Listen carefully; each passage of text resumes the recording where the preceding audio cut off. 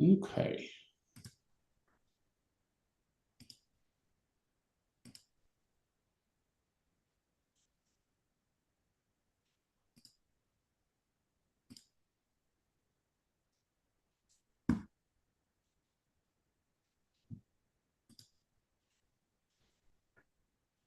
All right. So where I want to begin, at least from the Western academic perspective, is where did the scientific field of psychology begin? Yes, Dina, they're posted in the Canvas page. Where does the Western approach really start from? And there's a lot of debate on this even today. But in general, we start with a person named Wilhelm Wundt, who, at least in Europe, was the first to establish a scientific lab at a university. Now, again, there's a lot of debate behind this, but this is kind of where it starts, at least in the folklore of psychology. Okay.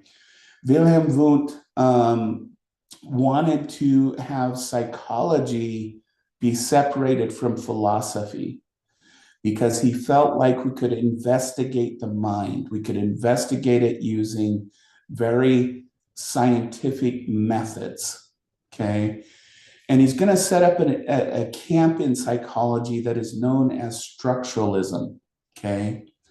Is what he believed is that Wundt focused on breaking down mental processes into their most basic elements, which became the foundation of what we call structuralism. So one of the very first theories that we're going to look at in here in psychology is what is known as Sigmund Freud's theory of the unconscious mind. And he's going to break down what he considered the unconscious mind into very basic elements.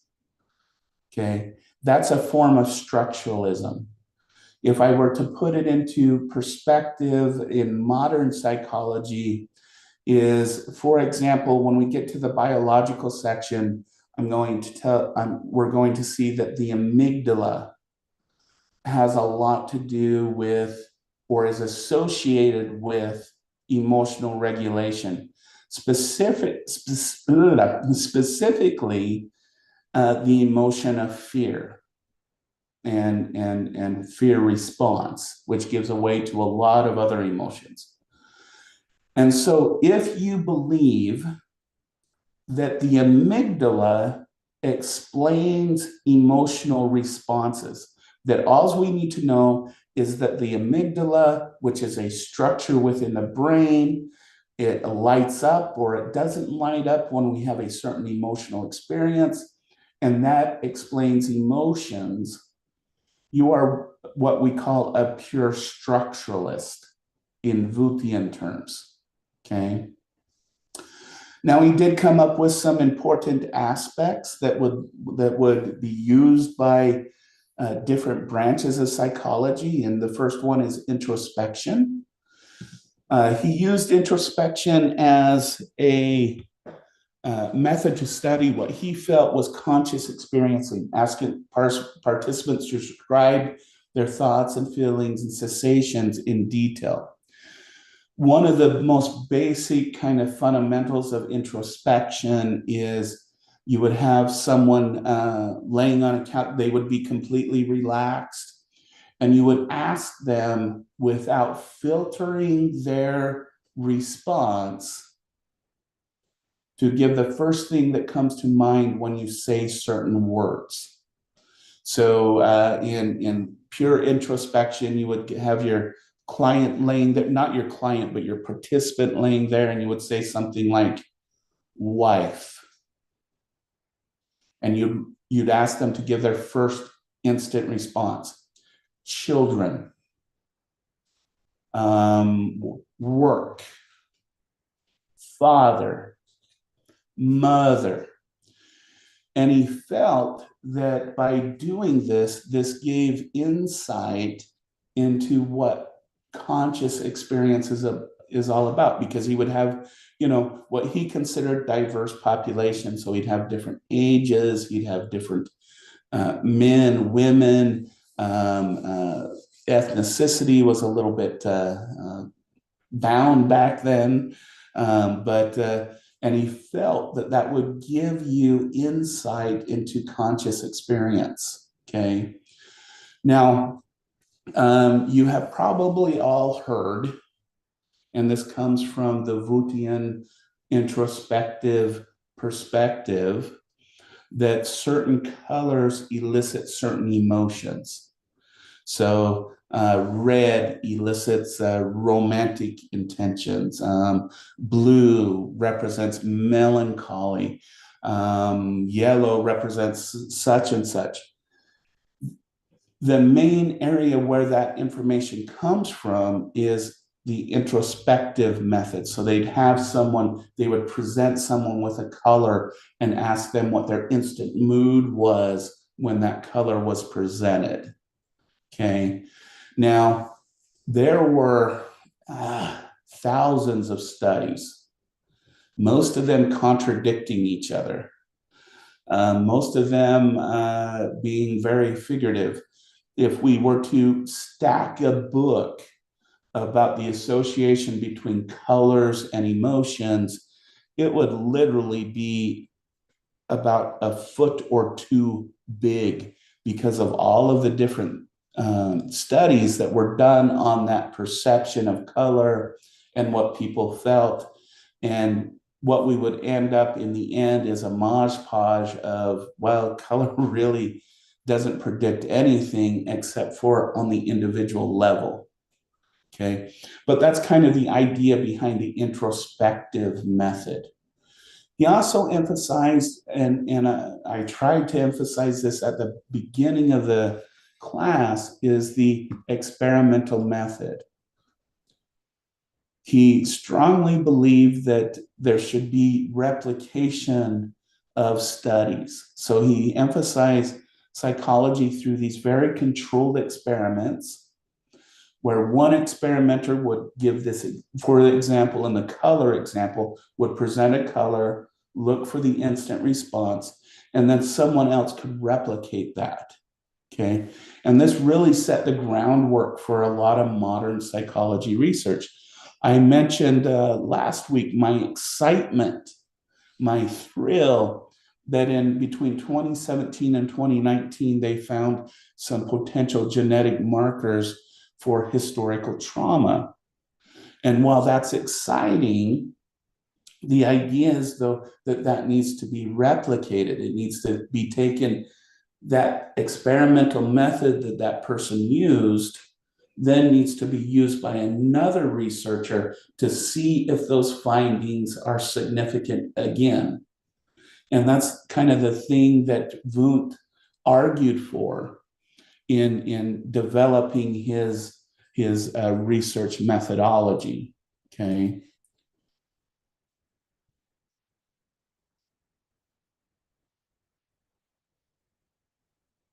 Okay. So that's Wundt. Now, there's a different perspective, and you could probably guess here in the United States, we always have different perceptions. This started in the Europeans, and I'm going to tell you, if you follow this Wundtian line, we're going to end up, when we talk about sensation and perceptions, about Gestalt psychology. Because currently in German psychology, which a good number of them are Gestalt psychologists, they love having Native American scholars go talk to them at their universities. In fact, we have one here at our TOCC. I don't know if anyone's taken a class from him. Dr. Edison Casador has gone to Germany several times to give lectures about Native American art. Wait. Delete that. Native American literature, Native American ways of understanding. And he's gone to Germany several times at the invitation of German scholars, because Gestalt psychology, much like what we'll learn about indigenous psychology, believes you cannot break down the human experience into different little minute categories that Wundt argued for. No, Gestalt psychology, as we will see in perceptual psychology when we get to it, says that we see things as a whole, not broken down in its part. So when we look at an illusion, for example, we don't see the illusion. We don't just see the random lines and all of these things. We structure an entire thing in our mind that says, this is what I am experiencing. So just a little connection. They kind of left the Wundtian idea, and they kind of developed this Gestalt idea that the whole is more important than the sum of its part. And you'll see some of that when we get into some of the indigenous Native American psychologies that we'll talk about, is very much this idea that we need to see the whole person with them and in their environment to understand who they are and what is driving their behaviors and mental processes. So just a little side note on what's going on currently in Wundtian, from Wundtian psychology to what we see with Gestalt psychology in Germany right now. Okay, but here in Western psychology, probably the father of Western psychology, of American United States psychology, I really should say, was William James. Okay, in fact, this if anyone is interested in a very interesting read in the field of understanding Western or United States psychology, I'd encourage you to read The Principles of Psychology. They have it on audio tape for free if you'd rather listen. But it is a very interesting book, and even today, in most doctorate programs, I had to read it for my doctorate program. So it's still a book that came out in the 1890s that even today we still look at, and we look at some of the ideas, because he covered a wide range of behaviors such as consciousness, habits, emotions, free will, and he integrated some of those philosophical thoughts with those scientific. Hence, it's kind of, this is where we get those inherited philosophies that we talked about earlier last week to understanding the human condition. But one of the things that he developed that was counter to Wundtian idea was functionalism. Okay, so I mentioned kind of in the modern terms, if you feel that the amygdala activity explains emotions, you're a structuralist. Okay, but if you are more like, why do people get angry? Why do we have the emotion of anger? Why do we have the emotion of happiness? Why do we feel the way we do? Why do we think the way we do? Then you are what is considered a functionalist, in that he developed the school of functionalism, which focused on understanding the purpose and the function of the mind, not necessarily the structure. So he wanted to know how our minds work in order for us to adapt to our given environment. Okay, and so and a lot of us are in between. As I said in my dissertation, I had to write a structuralist perspective on the brain and the brain processes when it comes to identity and loneliness. But the other part of my dissertation was very functionalist. It said, this is the function of loneliness, this is a function of identity, and this is how they interact. Okay. And so again, a lot of people are kind of just like the mind-body problem and all of those, or the nature of human beings.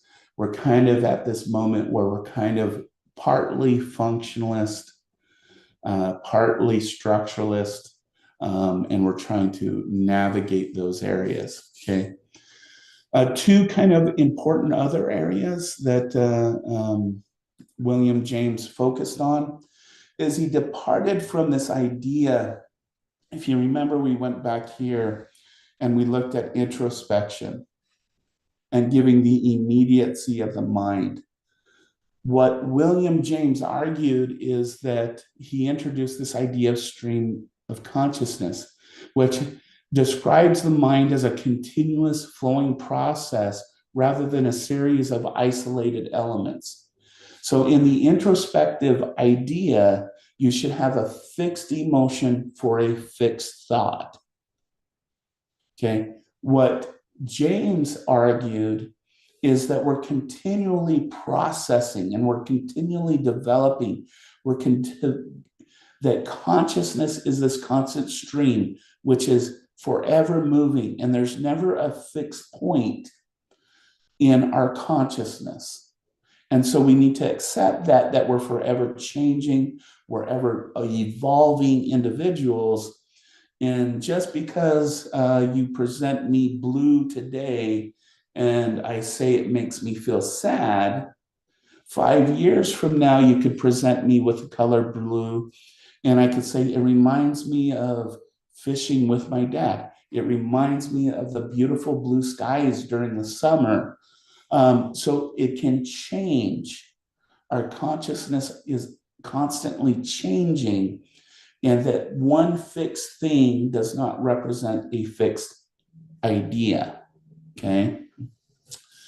And then the other thing that he did with a fellow named Carl Lang is that they came up with one of the kind of first theoretic theories of emotion. And what they proposed is emotions result from physiological responses to stimuli.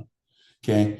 And later in the course, when we get to the section on emotions and feelings, I'm going to propose to you that emotions and feelings are two separate processes. Emotions is our body's reaction to a stimuli. It's what's happening to us physiologically. Feelings are our cognitive or our thought interpretation of those emotions. And so when something excites us, we have an emotion that stimulates physiological responses, but then we have a feeling that then interprets it. And the reason why, I'll just highlight this right now, that it's important to separate the difference between emotions and feelings is sometimes we can misinterpret feelings and emotions. And the example I'll give later in the semester is you take a young child.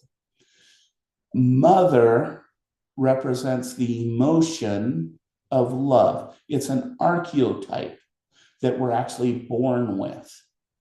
That mother represents this caring, feeling, wonderful individual that represents that emotion we feel when we feel we're being loved by someone.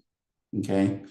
But let's imagine, let's do a thought experiment where mom, who is the emotion, the physiological representation of love, is neglectful and abusive. Okay. So now we're developing this idea that pain given by abuse and neglect represents love. So now when we get into the older years, and I worked with a lot of domestic violence victims who were constantly in and out of abusive relationships. And I always asked, well, what was your relationship with mom when you were young? Well, she was abusive and neglectful. Okay. And this is kind of what has happened, is that the feeling, pain, neglect, physical abuse represents what they feel when they feel the emotion of love. So, what do they seek out when they're adults? Is yes, we all want that caring, loving relationship, that makes me feel good relationship. But what do they end up seeking out is pain, not what we represent as love, because that's what makes them feel safe. That's what makes them feel secure.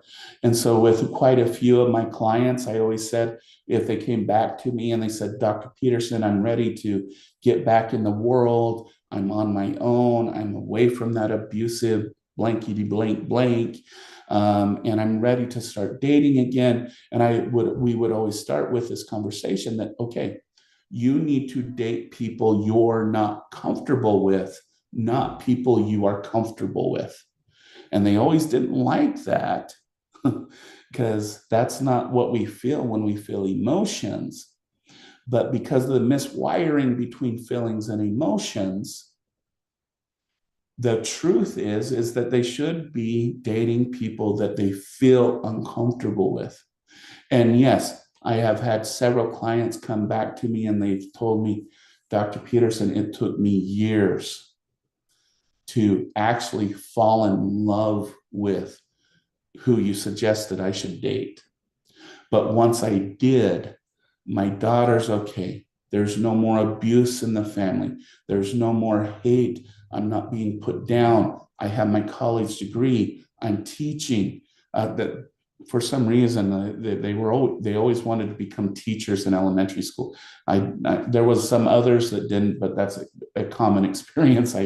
And because what they did is they took and they had to rewire their connection between their feelings and their emotions. And that's what this James Lane kind of theory kind of suggests, is that there's these interpretations that we have to deal with based on the environmental stimuli that were provided. Okay. All right. I spent a lot of time on that. I apologize. So now we're going to try and get through these other theories. Okay. So Wundtian, James' ideas came up, and we start to get some of our first formalized theories in psychology. And we are going to go into much, much more depth into these theories as we move along. These are just overviews. We'll get into these much, much more deeper. But one of the first kind of theories that came along in psychology came from Dr. Sigmund Freud, excuse me. Now, most people associate, and everyone goes, oh, I'm going to take Psych 101, I'm going to hear about Sigmund Freud. That's not very uncommon because he is one of our more kind of starlets in psychology. And when we go through his theory more in depth, we will see how his theory has blended into a lot of cultural views that we have about the establishment of good and evil, and things like people who are anal, obesity, all of those things come from a lot of his theory, but we'll get into those a little bit later. But what did Sigmund Freud do? Sigmund Freud, just to begin with, was a neurologist. He wasn't actually a medical doctor or a psychologist to begin with. He wanted to be a scientist, and he wanted to study neurology. In fact, his dissertation, I believe, was on the neurological systems of frogs. And he wanted to be taken seriously as a serious scientist. But he was also a Jew during the late into the 1850s and into the 1900s. And not a lot of the scientific academies were willing to accept Jews into the scientific academy. Okay. Can see some parallels here, I think, when you hear about his story. But what he ended up doing was becoming a medical doctor, and he went into the specialty of neurology. Okay. And so he did many of what neurologists and psychiatrists do today. They took on mental issues that couldn't be explained by some physical approach. So he took on, cases like a phantom limb thing where a person could still feel their arm and their hand, even though it had been amputated. He took on other ones where there was pain in certain areas of the body that couldn't be explained by physiological issues. He used things like hypnosis, he used things, all kinds of things, and he came down with a psychoanalytic approach, which I'll get to here in just a minute. But I'm realizing I'm being too talkative on this.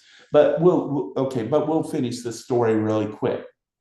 But the other area that, of course, neurologists or what we call psychiatrists see today is people with mental disturbances. And one of the biggest mental disturbance of the time, we're talking 1850 up into the 1900s, was something called hysteria. Hysteria was believed to be mainly a female problem because it was usually at this time and up in here in the United States up till the 1960s, if a female had a medical issue, they had to get permission from their father or their husband to seek medical treatment. So you can imagine this idea of hysteria, which I'll explain for a minute. The male sees it in their spouse and they instantly say, you need to go see a doctor. Okay. And the term became what's known as hysteria.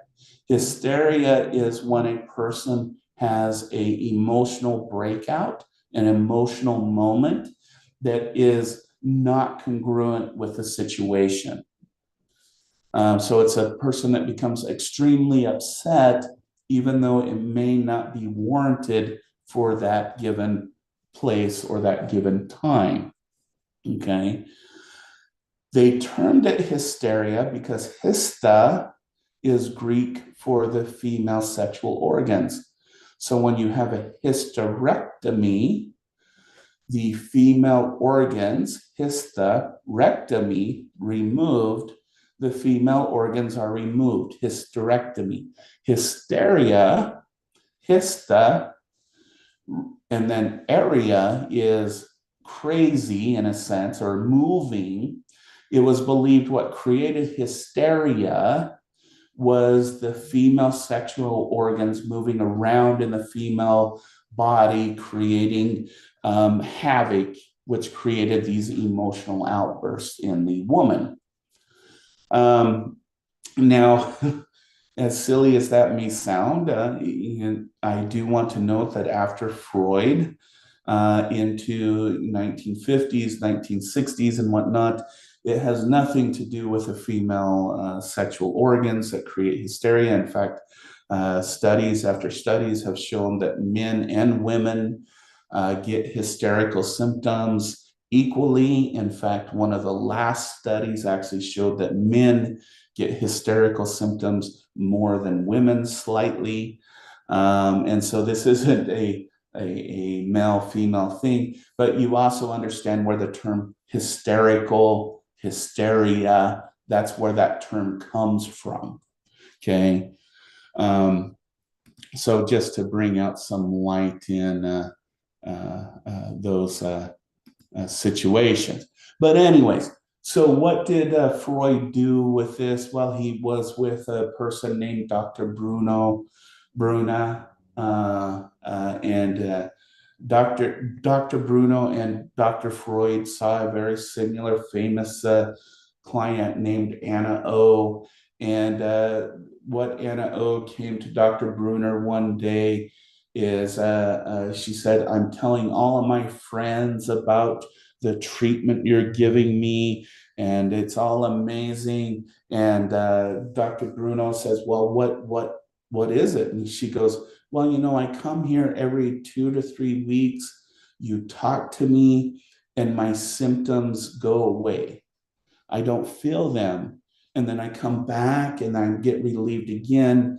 And the term they're going to term for this is what's called the talking cure.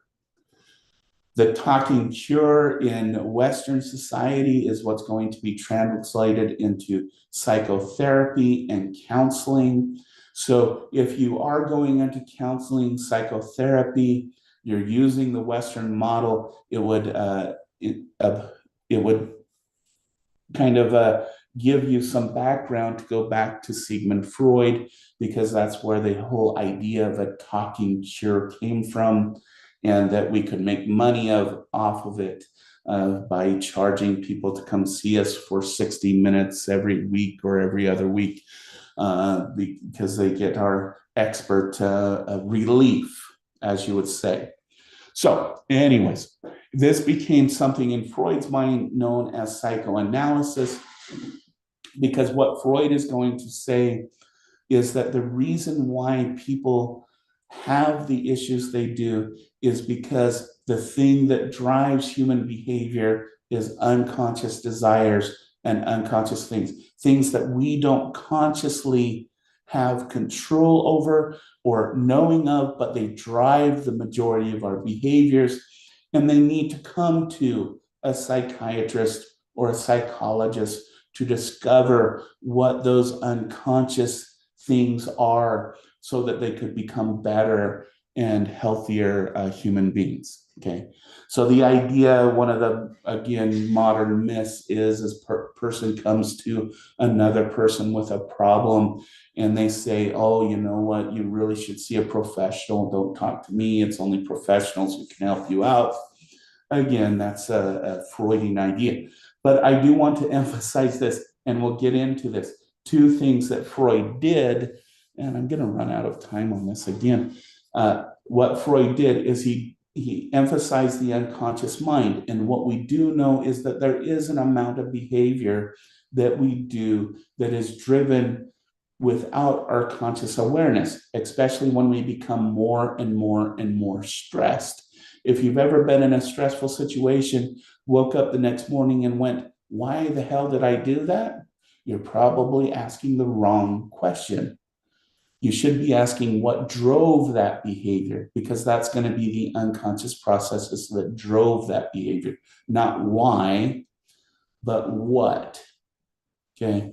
The other thing that Freudian theory provides for us is this notion that we'll get into when we get into developmental psychology, that the relationships within early childhood matter.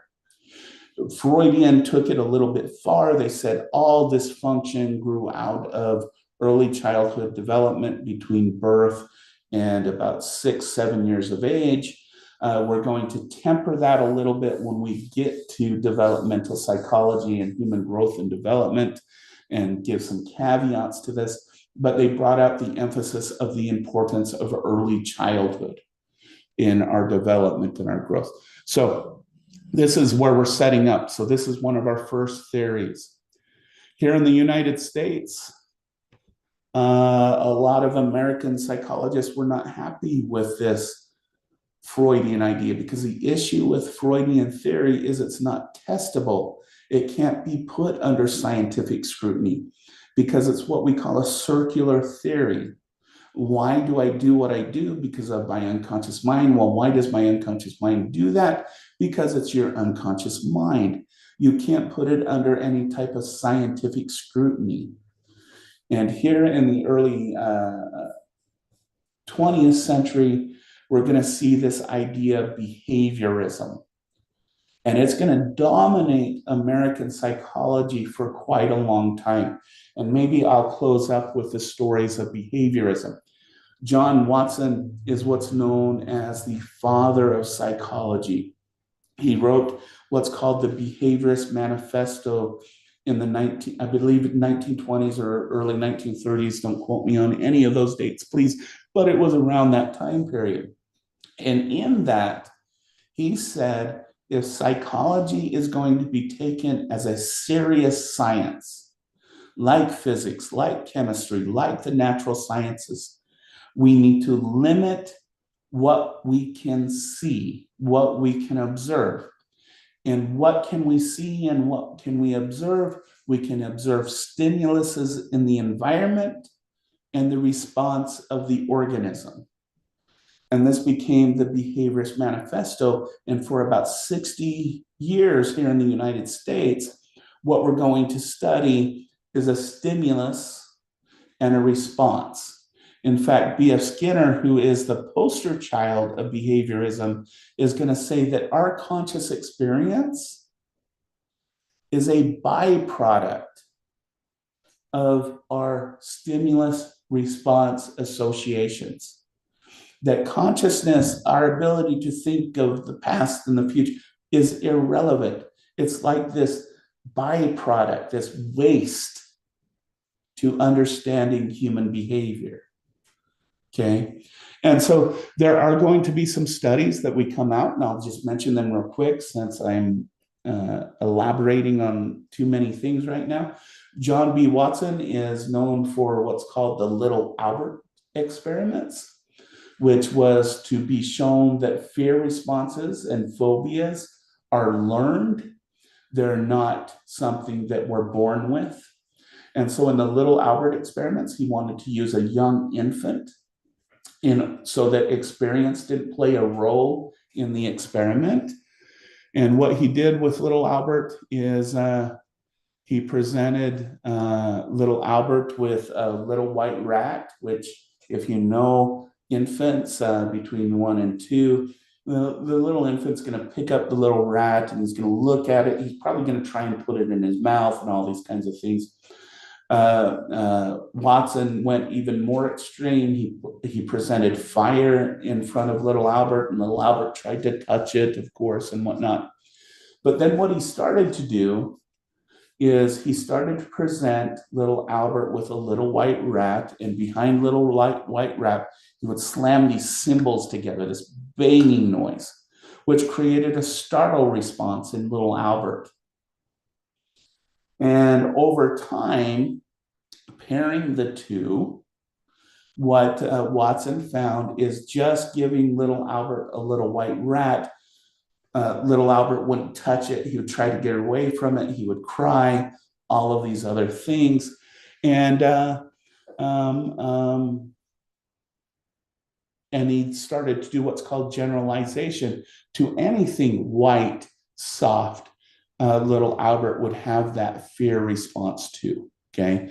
And so, yes, did he show that, fear is a learned process? Sure. In fact, one of the number one treatments for fear responses is what's called exposure therapy, where you gradually expose the person to their feared item. We use physiological measures today. So we put people in front of a picture of something and then in a room next to some, and all of those kinds of things, and gradually get that person to actually interact with their feared object without having a physiological response. So in some ways, yes, okay, he did do that. But I do want to just tell a quick story, because we are going to get into relationships in this class. We're going to talk about romance, all those kinds of things. And I don't want to make this a mistake in this, but Watson, during the little Albert experiments, actually started to have an affair with a person he was doing the experiment with, a graduate student. Awful, horrible. When the experiments ended, the university he was working for came and said, either you cut off that relationship or you leave the university.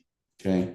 What did Watson do? Well, he quit the university, divorced his wife, married his graduate assistant, and lived happily ever after. And I say this, I feel very bad for the ex-wife, very much, but I will say, in the idea that can love last once you find that person? Yes, it can. In fact, his wife, who he married, died 10 years before he did, and he lived in 10 years in solitude and depression and alcoholism because of the loss of that love.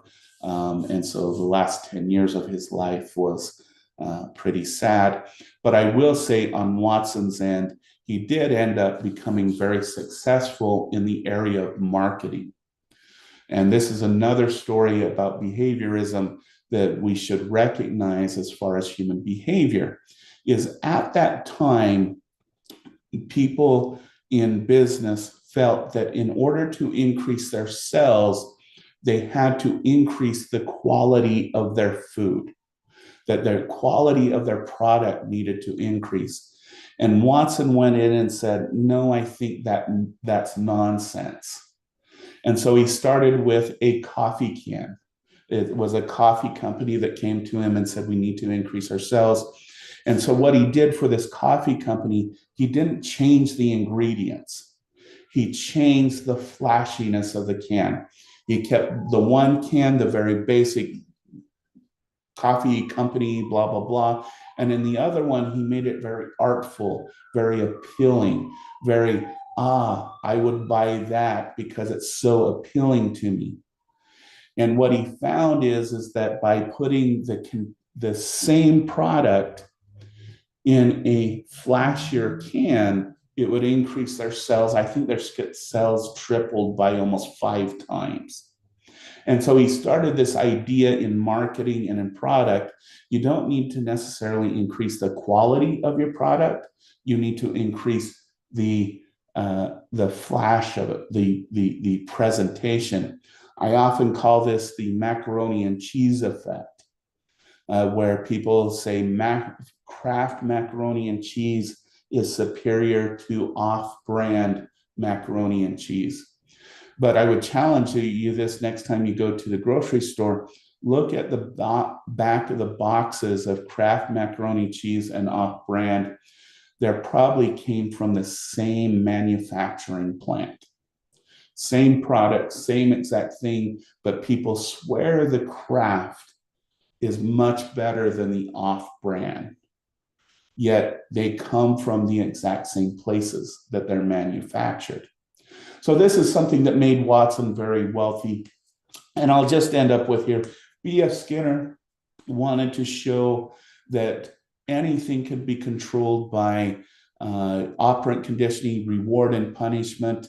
And he actually, and eventually he lost because of the acquisition of language. He believed that we could get language just from reward and punishment, which we'll get to when we get into developmental psychology, where we'll learn that average child between the age of 0 to 6 learns somewhere between about 50 to 60,000 words. And yes, we trim it off as we move along, because I definitely don't know that many words as an adult today. But when we get to that section, I will ask you, do you guys remember every time you said any of those 50, 60,000 words, did you get a treat from mom, or did you get an attaboy or a good job or anything like that? And this is where this idea of behaviorism is going to start losing its traction with the advent of language. But just to give you just a quick story to emphasize on this, B.F. Skinner was actually the very first person to be contracted to make a precision bomb. And what he did is he put a pigeon with a map, and every time the pigeon would peck on the right location, the pigeon would get a treat.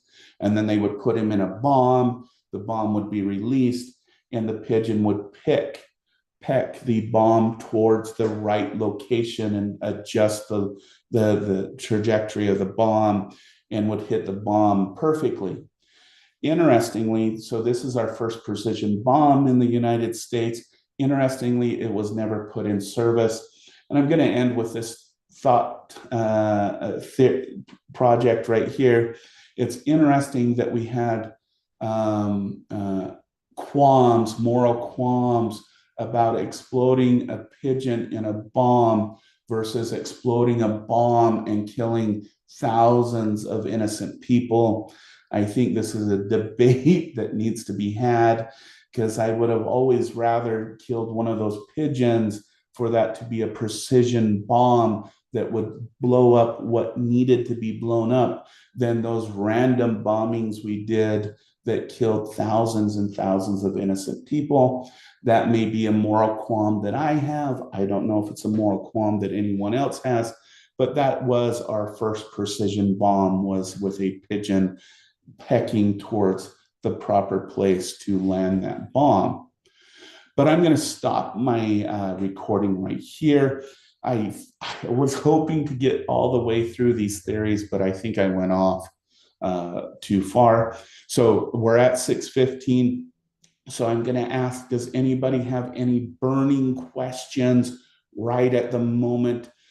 If not, please write them down and we'll start with them on Wednesday.